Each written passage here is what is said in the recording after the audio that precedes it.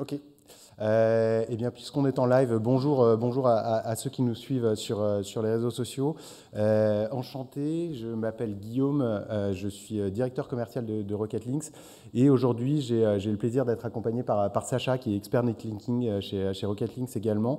On voudrait aujourd'hui vous partager notre vision chez Rocket Links de comment adresser les requêtes concurrentielles et quelle stratégie netlinking adopter pour ces recherches concurrentielles. Au préalable, petit rappel pour ceux qui ne nous connaissent pas ou ne nous connaissent pas suffisamment, Rocket Links n'est pas une simple plateforme. Rocket Links, on se qualifie de plus en plus d'assistants netlinking pour nos clients. Et en fait, cet assistanat, il se décline de deux manières principales différentes. La première manière, c'est l'humain. C'est la manière dont on va pouvoir vous accompagner pour faire des sélections de sites, pour faciliter les échanges que vous pouvez avoir avec les différents médias par notre équipe de média trading et de gestion de projet médias. Et cet assistanat, il se décline également par la tech, par la techno. Et la techno, en fait, c'est toutes les nouvelles features qu'on vient adopter et qu'on vient implémenter au fur et à mesure sur la plateforme, dont on va vous parler aujourd'hui, qui est Rocket Links Benchmark, qui est une feature qui date aujourd'hui d'il y a quelques mois, je dirais, et qui a vraiment pour objectif de vous donner une lecture extrêmement claire de votre position par rapport à vos concurrents, d'où la réponse à l'enjeu que j'évoquais juste avant. Auparavant, une slide qui va vous sembler très logique hein, finalement pour vous, experts du SEO, mais je pense que c'est intéressant aussi de remettre de temps en temps l'église au milieu du village. La réalité, c'est que la définition du SEO s'accentue sur deux sujets qui sont extrêmement importants. Le premier sujet, c'est la condition sine qua non pour qu'un site puisse avoir de la pertinence, c'est que tout le contenu, la technique, l'UX, ce qu'on appelle le on-site, soit super carré. Et sans ça, en fait, un site internet ne sera pas visible sur les moteurs de recherche. Mais ça, vous le savez déjà. Mais ce qu'on constate, c'est que de plus en plus de sites sont optimisés, surtout sur des requêtes concurrentielles. Et aujourd'hui, l'optimisation de la visibilité d'un site internet, et encore une fois, je ne vous apprendrai rien, se fait énormément, en tout cas, c'est les retours qui nous sont faits par la majorité de nos clients, par le netlinking. Et c'est ce qu'on appelle, du coup, le off-site. Une fois qu'on a défini ce qu'est le netlinking, la question que se posent tous nos clients, ou les questions que se posent tous nos clients, c'est celle que vous voyez en face de vous. Est-ce qu'il faut faire des liens? En quelle quantité il faut les faire? À quelle fréquence? De quelle qualité? Vers quelle page? Depuis quel site? Combien ça va coûter? Combien ça va rapporter? Etc., etc. Et en fait, ces réponses-là, comment est-ce qu'on y répond? Est-ce qu'on demande à Google directement? Est-ce qu'on demande à ChatGPT? En fait, ce n'est pas aussi simple que ça. Et du coup, nous, on n'a pas trouvé de meilleure manière de répondre à cette question que d'observer tout simplement ce qui se passe sur Google. Et je vais passer le micro à Sacha pour qu'il nous en dise plus.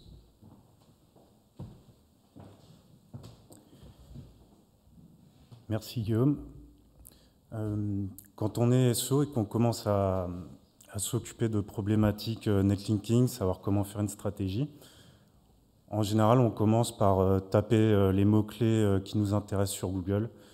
On regarde les sites qui se positionnent le mieux, on trouve les vrais concurrents, et on va les taper un par un dans les différents outils qui peuvent nous aider à trouver des insights comme Ahref, Majestic, etc. Tous les outils, les outils ne sont pas compatibles entre eux. En général, ça finit souvent par des exports sur des tableurs, des croisements de données. Et voilà, c'est une étape qui est souvent assez longue et fastidieuse. Nous, on a été confrontés à la même problématique. Et pour gagner du temps, on a cherché une solution pour pouvoir automatiser certaines choses et surtout pouvoir proposer à nos clients consultants un outil, donc le benchmark, permettant de pouvoir interpréter des données qui viendraient de plusieurs fournisseurs. Alors comment ça fonctionne? Il y a la première partie qui est hyper importante et qui se fait manuellement, c'est le choix des concurrents. Donc c'est primordial de bien choisir qui sont les concurrents qui font très proches de ce qu'on fait, que ce soit sur le marché, la langue, le pays, ou bien ce qui est service et produit. Une fois qu'on a fait ça, on peut en rentrer jusqu'à 10 et nous, on récupère plein de données. Donc, on récupère tous les backlinks via Href, Majestic. On agrège tous les scores et on tombe sur plein de visualisations. Et on va en voir quelques-unes ici. Pour cet exemple, on a pris le domaine de l'immobilier. Donc, j'ai pris 10 sites, les 10 sites les plus, qui ont l'air de dominer les requêtes immobilières, notamment sur tout ce qui est maison, appartement, en location ou à vendre. Et on les a rentrés dans l'outil. Ça nous permet déjà, sur cette slide, d'avoir un premier aperçu, voir qui domine, qui est en queue de peloton. Donc on a tout ce qui est Trust Flow, Citation Flow, le nombre de referring domaines moyens, la valeur totale des referring domaines. Alors ça, c'est une donnée pour le coup exclusive Rocketlinks. On a, via un algorithme et une bonne couche de machine learning, on regarde tous les referring domaines qu'on récupère dans le dataset. Et si on l'a dans notre base de 110 000 sites, on sait à combien ils sont habitués à vendre des liens récemment. Si on ne les a pas, avec du machine learning, du coup, on peut l'estimer avec des sites équivalents.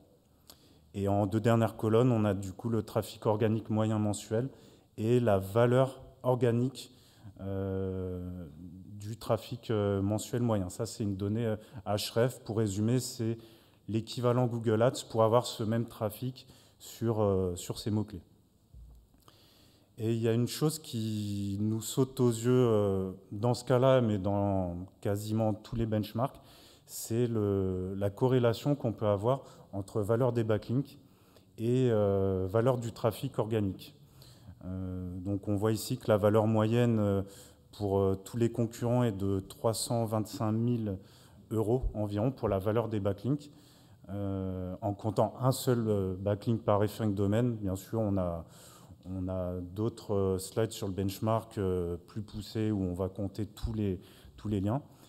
Donc on voit qu'on a une corrélation entre les valeurs des backlinks et la valeur du trafic organique.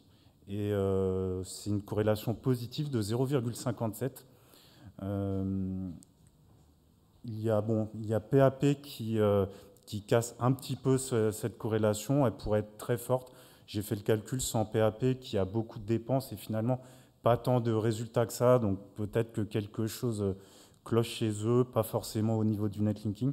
En tout cas, sans PAP, on arrive à un coefficient de corrélation de 0,80. Ce qui prouve bien que finalement ces deux indicateurs sont intimement liés. On a vu juste avant, on a vu quelques montants liés aux valeurs de liens qui pourraient correspondre aux dépenses en netlinking et à la valeur du trafic organique. Donc en quelque sorte la récompense finalement de tout le travail netlinking et aussi on-site bien sûr. On a cherché aussi comment mesurer le ROI d'une campagne. Sachant qu'on ne pourra jamais avoir accès au chiffre d'affaires lié au SEO de chaque site analysé. Bon, éventuellement, peut-être le client pourra nous le donner, mais à coup sûr pas les autres. Et on a trouvé quelque chose qui s'approchait le plus d'un score révélant le ROI, qu'on a appelé le Link Performance Indicator. La formule est ici. En gros, c'est juste la division de la valeur du trafic par la valeur des liens. Et ça nous donne quelque chose, en tout cas surtout sur les thématiques concurrentielles, qui permet de vraiment mesurer l'efficacité d'une campagne et de chaque acteur. Sur cette slide, on a plusieurs colonnes. Les deux premières, donc c'est la valeur du trafic puis la valeur des backlinks. Et en troisième colonne, on a du coup le LPI de chacun. On voit que le LPI moyen est de 30 pour les différents acteurs. Ça va de 8 à 87. Se loger, qui est l'acteur qui domine en termes de résultats, et aussi celui qui a le meilleur LPI, donc des liens plutôt efficaces. Mais sinon, ce qui est intéressant de regarder dans ce genre de slide, c'est aussi ceux qui sont au-dessus de la moyenne. Donc on voit que du 2e au 4e acteur, ils sont tous au-dessus de 30, avec Bien Ici, Logikimo et Avant de Rallouer. Et on a aussi entreparticuliers.com, qui a un peu moins de résultats, mais qui est quand même dans le top 10, et qui a un bon LPI très proche de 30. Sur cette slide, on voit les données des 12 derniers mois. Donc il y a plusieurs colonnes, mais on va surtout regarder la première, qui concerne le nombre de referring domaines accumulés lors des 12 derniers mois. Et ce qu'on voit, c'est que pareil, Se Loger domine largement avec 415 nouveaux referring domaines, et que la moyenne finalement est à 145, ce qui veut dire qu'avec environ 145-150 referring domaines, on fait mieux que la moitié du top 10 des acteurs de la thématique. Je ne vous ai pas parlé du filtre anti-bruit. C'est quelque chose qu'on a créé dès le lancement du benchmark. L'idée, en fait, c'était que les outils qu'on utilise, Ahrefs, Majestic, donnent de super données, mais finalement, on est toujours un petit peu frustré de ne pas savoir quel est le pourcentage de sites qui ne vont pas vraiment compter, soit parce qu'ils sont spammés, soit avec des métriques qu'on considère trop faibles. Et du coup, en faisant quelques tests, on a sorti un filtre par défaut qui peut être customisé à chaque fois, parce que c'est un benchmark qu'on sort sur Looker Studio, donc c'est assez simple de pouvoir personnaliser. Et la formule est tout en bas, donc on élimine les combinaisons de TF, CF, nombre de RD, trafic très très faible.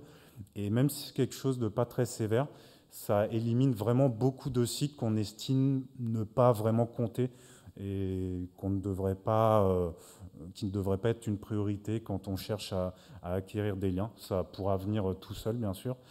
Mais là, dans notre cas du benchmark immobilier, ça a enlevé à peu près 2/3 des liens en moyenne pour chaque acteur.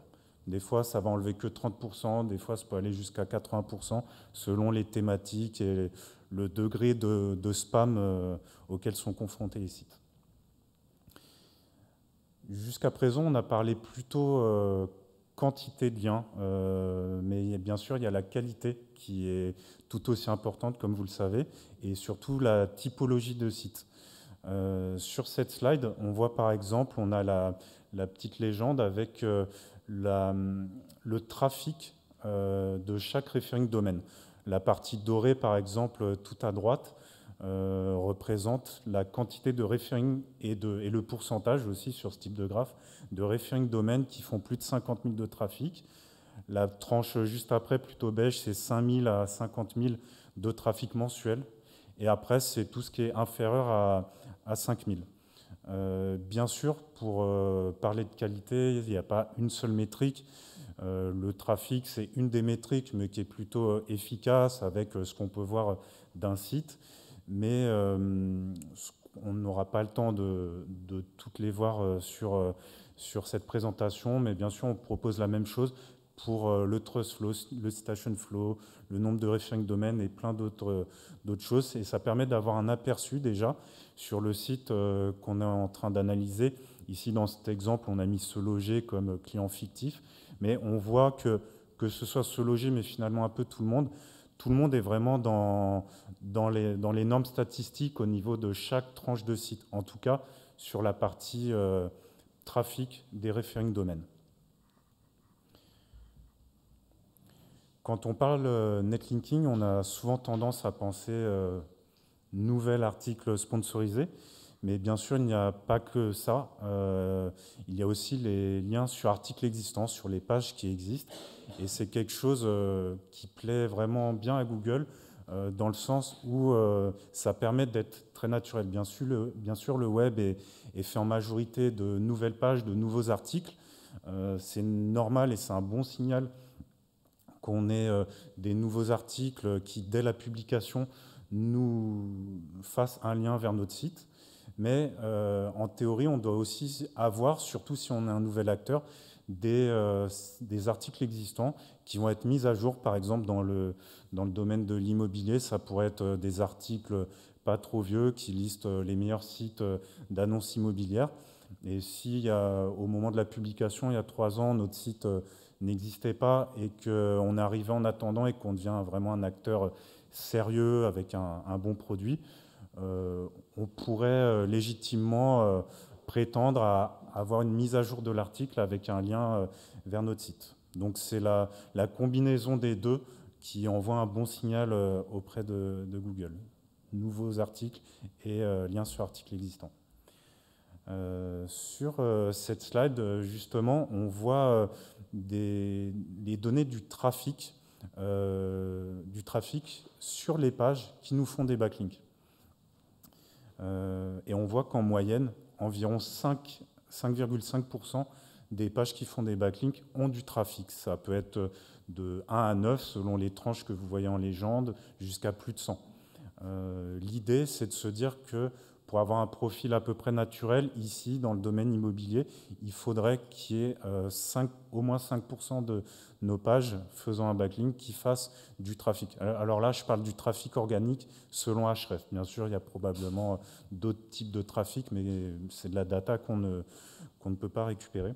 Et justement, en parlant de trafic sur les pages qui font des backlinks, qu'on appelle, nous, referring URL, les liens sur articles existants permettent, si on a un manque là-dessus, de combler rapidement cette donnée, parce qu'un lien sur article existant, on peut voir quel est le trafic au moment de l'achat.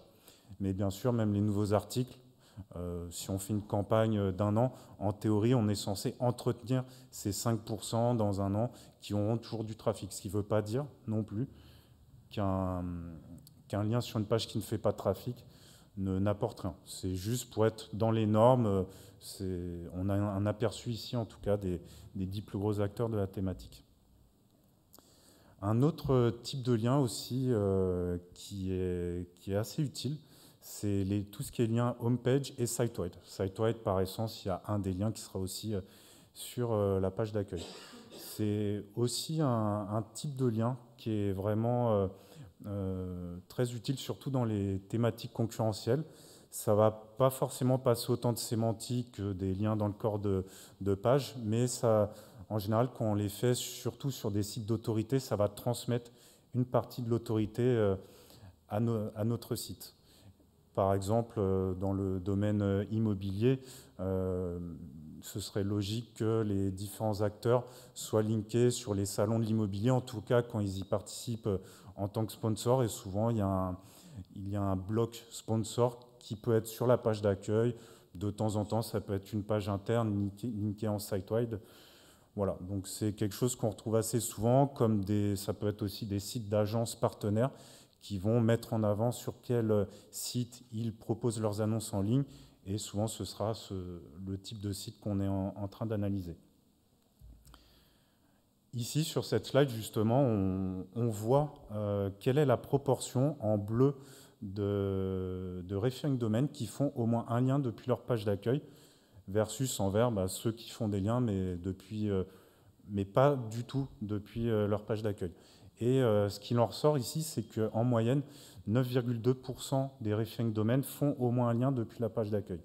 Alors ici, c'est une donnée qui est un tout petit peu biaisée par la FNAIM. On voit qu'ils ont une tranche un peu plus élevée par rapport aux autres. Donc si on veut les enlever, parce que la FNAIM, ils ont aussi le statut de fédération, ce qui doit bien aider pour avoir ce type de lien dans le secteur. Si on enlève la FNAIM, on est plutôt aux alentours de 4%. Et Se Loger, le leader, en a 40 en tout et aux alentours de 3%. Mais tout le monde est à peu près dans la norme, à part la FNAIM. Donc ça peut être un objectif. Si on a un nouvel acteur dans le domaine, il faut du lien sur page d'accueil ou site-wide pour être en tout cas dans les normes par rapport aux autres. Avant d'aller plus loin, je voulais rebondir sur deux études qui ont été faites par Moz et Href et qui disent en gros qu'un tiers des liens du web reçoivent des backlinks et que 80% des pages positionnées reçoivent aussi un backlink. En voyant tout ça, on se dit quand même que on ressort facilement du lot quand, bon, déjà les pages de notre site reçoivent des backlinks, mais surtout quand les pages qui nous font des liens reçoivent des backlinks, ce que peu de gens font, mais qui est quelque chose en tout cas, très courant, surtout dans les thématiques concurrentielles. Et c'est ce qu'on appelle chez nous le lien de second niveau. D'autres appellent ça le tiers 2, le relinking. Peu importe le nom, c'est quelque chose qu'en général on recommande quand le budget le permet d'intégrer dans la stratégie. On peut mettre si c'est possible, mettre jusqu'à 20 ou 30% de son budget. Permet vraiment de populariser nos liens et on voit aussi un bon signal auprès de Google comme quoi ce qui nous fait des liens vit et intéresse d'autres sites. Sur cette slide, justement, on voit la proportion en bleu de pages qui nous font un backlink avec au moins un backlink provenant d'un RD ou plus, versus en vert nos referring domaines, mais qui ne reçoivent, les pages qui nous font des liens, pardon, mais qui ne reçoivent aucun lien direct vers la page selon Href.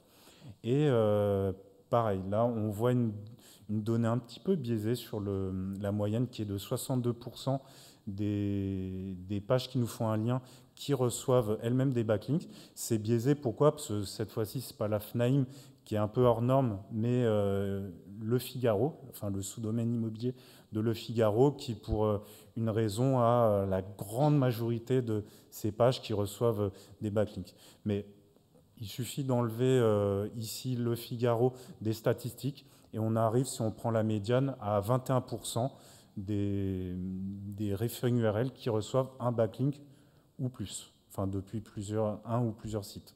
Donc c'est quelque chose, a priori, qu'il faut suivre. Si on a un site dans le domaine qu'on a 10%, il faut probablement essayer d'atteindre au moins les 21%.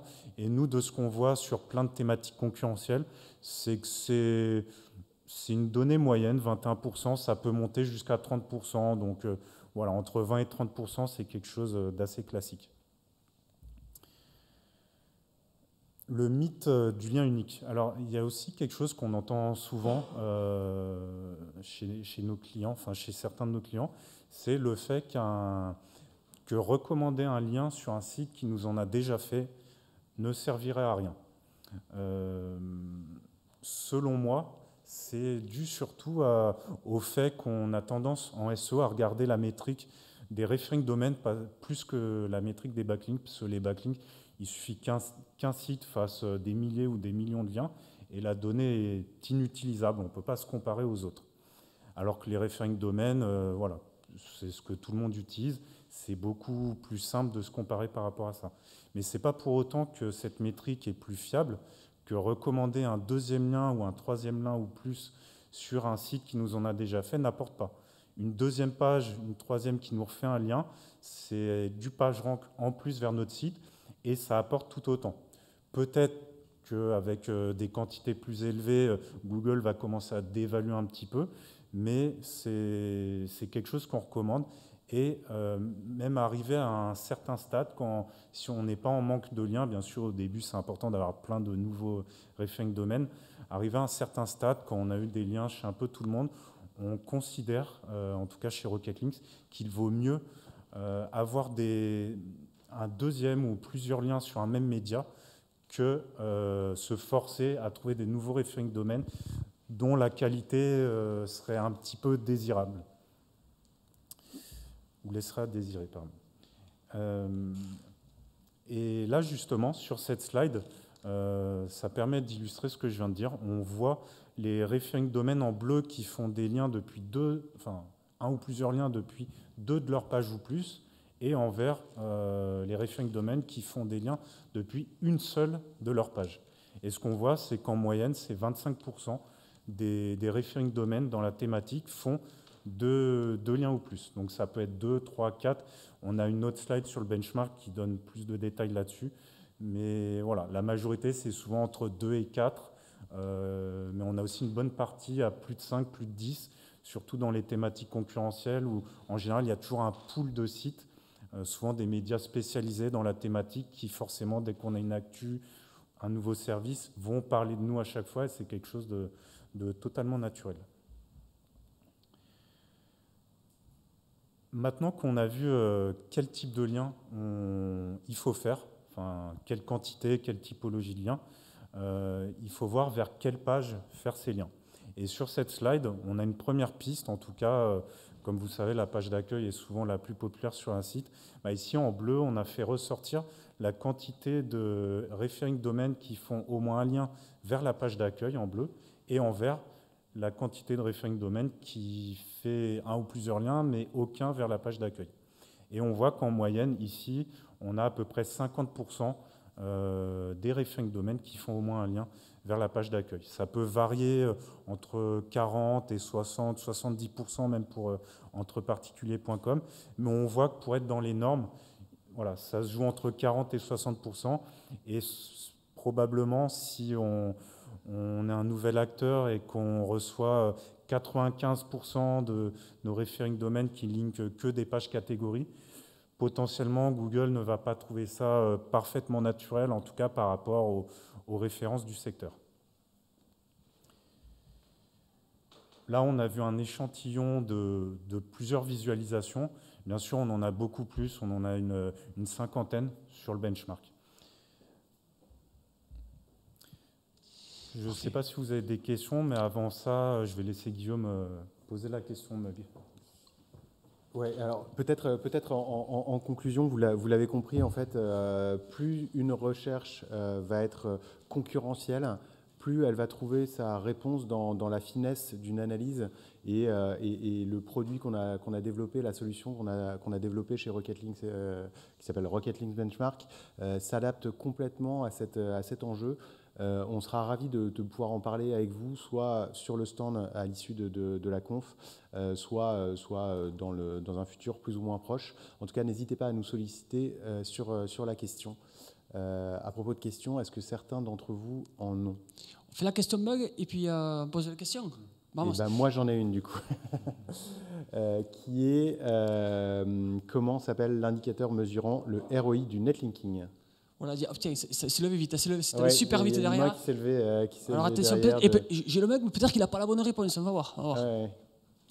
On va être particulièrement attentif. Et donc, pas seulement l'acronyme. Hein. Je pense que acronyme LPI et Link Performance Indicator, c'est ça? Exactement, bravo. Allez, félicitations. Oh. Et maintenant, est-ce que vous avez des questions à poser à Rocket League? On est un petit comité, ça tombe bien, on peut tous poser une question, pas perso, hein, évidemment, sur la vie de... mais sur Rocket League. J'y répondrai dans une certaine mesure. Alors, quelqu'un qui se lance? C'est moi, j'en ai une. Mais on en profite, hein? Non, pas allez. Moi, j'en ai une. Dans quelle mesure avoir un lien qui est visible est plus important qu'un lien qui est invisible en SERP? Vas-y, Jean. Tu parles de visibilité dans le sens qui fait du trafic. Visible, c'est-à-dire un internaute met une requête, et donc sur la requête, il voit des sites qui sont en SERP, qui vont être cliqués, des sites ou des pages. Et là, est-ce que ça vaut plus le coup d'avoir un lien qui est sur un site visible ou autre chose? Je ne sais pas, quelle est l'importance que vous accordez à ça? Ok. Il y a plusieurs critères.